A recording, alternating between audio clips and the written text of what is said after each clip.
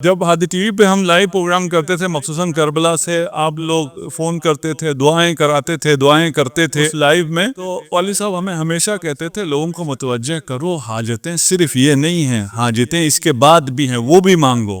ہم جتنی بھی کوشش کرتے تھے وہ ایک آدھ کال تک اس کا اثر رہتا تھا، اس کے بعد پھر یہی آ جاتا تھا، یہ دنیاوی جو حاجتیں ہیں وہ ساری یہی مانگی جاتی، تو ہماری ساری پریشانیاں یہی ہیں۔ ہمیں پتہ چلے یہ تو کوئی پریشانی کی بات ہے ہی نہیں، یہ تو کوئی پریشانی نہیں، بچپنا ہے نا۔ دیکھیں ایک بزرگ تھے ہمارے گاؤں کے، میں نے ان سے پوچھا آپ کو کوئی پریشانیاں ہیں؟ ان کا پریشانیاں ہمیں ہیں، تم شہر والوں کو کیا پریشانی ہے؟ انہوں نے جب اپنی پریشانیاں گنوائی مجھے بڑا مزہ آیا، یار ان کے خیال میں یہ پریشانیاں ہیں، یہ تو کوئی پریشانی ہے ہی نہیں، لیکن ان کے خیال میں یہ پریشانی ہے۔ جو آسمان والے ہیں انہیں ہم پہ ہنسی آتی ہو کہ جب ہم گڑ گڑا کر دعائیں مانگتے ہیں کہ یہ ہماری پریشانی ہے، یہ کیا پریشانی ہے، اس کے تو ہم نے ضمانت دی ہوئی، یہ تم گھر سے نہ نکلو پھر بھی تمہیں ملے گا، بیٹھے رہو پھر بھی تمہیں ملے گا۔ اگر یہ اسٹیبلش ہو گیا، اس کے بعد ہم نے کہا کہ صلہ رحم ایک چیز باقی بھی تھا، صلہ رحم سے رزق میں اضافہ ہوتا ہے۔ ابھی تک تو آپ کے رزق میں اضافہ نہیں ہوتا، اب یہ احادیث آ گئی کہ رزق میں اضافہ ہوتا ہے۔ اس کو کیسے جمع کریں؟ رزق کو معین کرنے والا خدا ہے، خدا نے آپ کا رزق معین کیا، جیسے آپ کی زندگی کو معین کیا ہوا ہے۔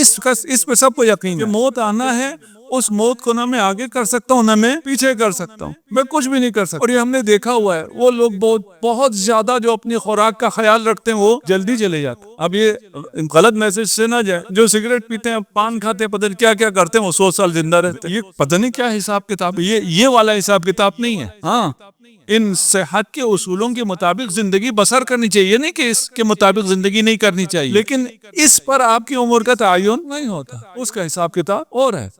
وہ خدا کے ہاتھ میں، خدا نے لکھا ہے، جو لکھا ہے وہاں پہ موت آ جائے، آپ جتنے مرضی قلعوں میں جا کے چھپ جائیں، وہاں کوئی وائرس نہ، موت کا فرشتہ پہنچ جائے۔ اسی طرح رزق بھی ہے، رزق سے آپ فرار نہیں کر سکتے۔ اگر آپ میں سے جو ساتھ رہے ہوں، یہ 4 مجلسیں اور روایتیں ہم نے پڑھ دی، آپ فرار نہیں کر سکتے۔ آپ اگر بھاگنا چاہیں تو بھاگ نہیں سکتے، جو رزق آپ کے نصیب میں لکھا ہے وہ آپ تک پہنچ کے رہے گا، وہ آپ اس کو کھا کے رہیں گے، اسے آپ حاصل کر کے رہیں گے، آپ بھاگ نہیں سکتے۔ جس چیز سے بھاگ نہیں سکتے اس کے حصول کے لیے پریشان رہیں۔ آپ کی محنت سے، آپ کی پریشانی سے زیادہ حاصل ہوگا نہیں ہوگا، ایک طرف۔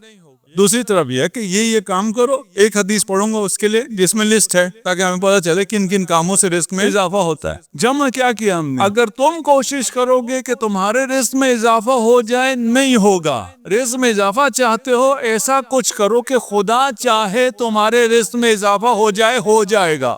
اگر خدا چاہے گا تو ہوگا نہیں ہوگا، بالکل ہوگا۔ اور اس میں صرف مکتب اہل بیت ہے، خدا نے لکھ دیا ہے آپ کو کہ آپ کیا ہیں، 10 ملین آپ کی پوری زندگی میں آپ کا ٹرن اوور ہوگا۔ آپ صلہ رحمی کریں، آزاداری شیئر خریدیں، آپ یہاں جو سفرہ لگتا ہے اس میں مدد کریں، آپ غریبوں کا خیال کریں، وہ 10 ملین 1000 ملین ہو جائے گا۔ آپ خرچ کریں گے تو بڑھے گا، آپ روکیں گے نہیں بڑھے گا۔ یہ اکنامکس بالکل الگ اکنامکس ہے، وہ جو اکنامکس آپ یونیورسٹی سے پڑھتے ہیں وہ اور ہے، یہ اکنامکس جو اہل بیت آپ کو تعلیم دے رہے ہیں یہ اور ہے۔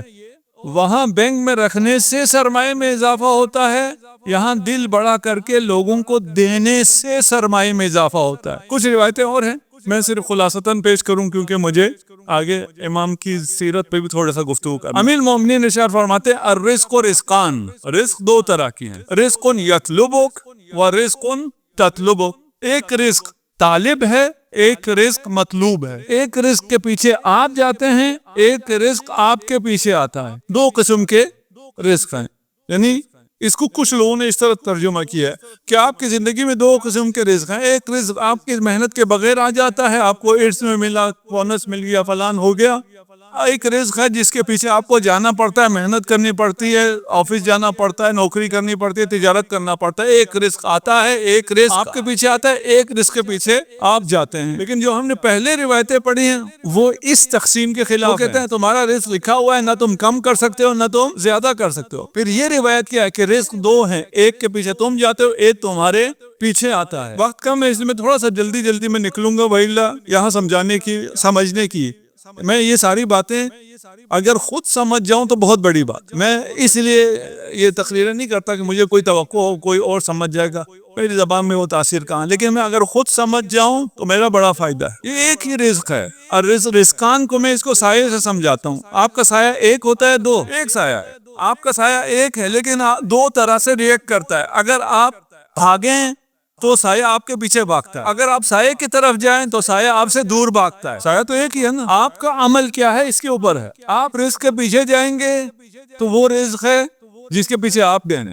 آپ رزق کو چھوڑ کر جائیں گے تو وہ رزق ہے جو آپ کے پیچھے آتا ہے. رزق نے آپ کے پیچھے آنا ہی آنا ہے. رزق نے آپ کے پیچھے آنا ہی آنا ہے. اس کے لیے ہم اپنی پوری زندگی وقف کرتے ہیں. ہم اپنی پوری زندگی کا, ہماری زندگی کا مقصد کیا ہے؟ حصول رزق. بھائی اس کے تمہیں کچھ بھی نہیں کرنا, اس نے تو ویسے ہی آ جانا ہے. یقین تو نہیں آ رہا نا کہ ویسے ہی آ جاتا ہے. آپ کو تو آگے اس لیے آپ کام کاج چھوڑ کے یہاں بیٹھے رہتے ہیں. جو یہاں نہیں آتے ان کی بات ہے, اور جو اس بارش میں اس طوفان میں یہاں آئے ان کی صحت و سلامتی کے لیے بآواز بلند صلوات. رزق میں اضافہ ہوتا ہے.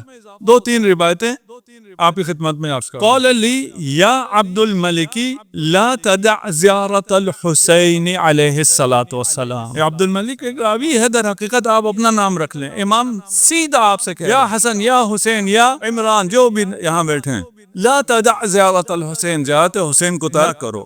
وَمُرْ أَصْحَابِكَ, اور اپنے ساتھیوں کو بھی حکم دو کہ وہ زیارت امام حسین پہ جائیں. خود بھی ترک نہ کرو اور دوسرے کو بھی حکم کرو. اور اگر کچھ لوگ ہیں جو دوسروں کو بھی روکتے ہیں کہ نہیں جی زیارت پہ تم تو پچھلے سال بھی چلے گئے ہو, اس سال بھی جا رہے ہو, جی زیارت پہ جا کے کیا کرنا ہے, یہی پیسہ کسی غریب کو دے دو, وہ اگر اپنے تعلیم کر لے, وہ اگر علاج کر لے تو وہ اس میں زیادہ فائدہ ہے. یہ کیا تم بار بار زیارت پہ جاتے ہو, یہ پیسہ تم ضائع کرتے. پتہ ہے کون لوگ ہیں جو خود ہر چھٹیوں میں کبھی سوئٹزرلینڈ جاتے ہیں, اور اگر سوئٹزرلینڈ نہیں جاتے تو اسکردو چلے جاتے ہیں. بھائی تم یہ جو اسکردو آ رہے ہو یہ کسی کو دے دو. ان کو پتہ ہے کیا جواب ہے؟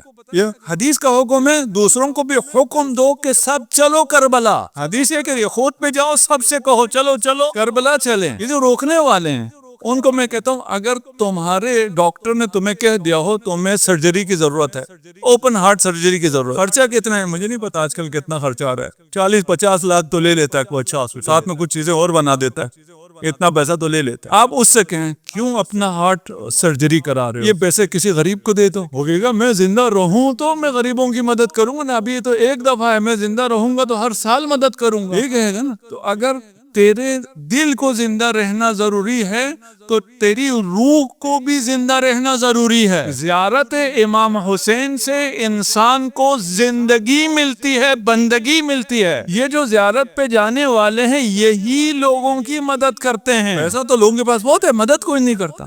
مدد کون کرتا ہے؟ زیارت پہ جانے والے کرتے ہیں. یہاں آپ کے کون کام آتا ہے مسجد, یہ زیارت پہ جانے والے کام آتے ہیں. خود پہ جاؤ زیارت پر, لوگوں کو بھی حکم کرو. ہماری طرف سے حکم ہو گیا, امام کا حکم تھا اس لیے ہم نے حکم کر دیا بھائی چلو کربلا. پیسے بھی کوئی نہیں چاہیے ہوتے. اگر کوئی اس بات کا قائل ہے نا کہ میں پیسے جوڑ رہا ہوں, میرے ابھی پیسے نہیں ہوئے, کوئی پیسے نہیں چاہیے ہوتے. نیت کرو, نکل جاؤ, نہ پہنچے تو میرے پاس آ جاؤ.